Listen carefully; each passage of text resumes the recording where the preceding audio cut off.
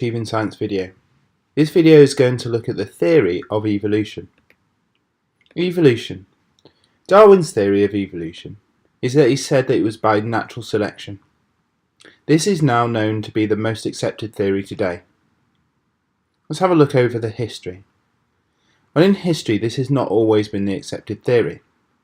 Charles Darwin first published his book, The Origin of the Species, in 1859. At the time this caused a lot of controversy. But why? Well, the controversy arose because his theory was against religious beliefs that God created life on Earth.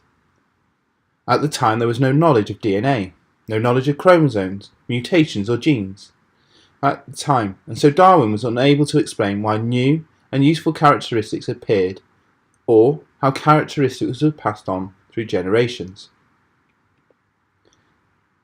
As with any scientific theory, there should always be evidence, and at the time Darwin did not have enough of this evidence to convince people. Lamarck. John Baptist Lamarck also tried to explain evolution.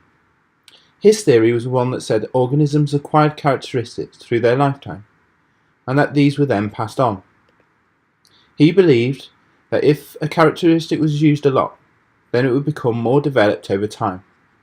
This would have then been passed on to the organism's offspring. Who decides though? When there are different theories for why something happens, then there needs to be further testing of these hypotheses to find out if they are accepted or rejected.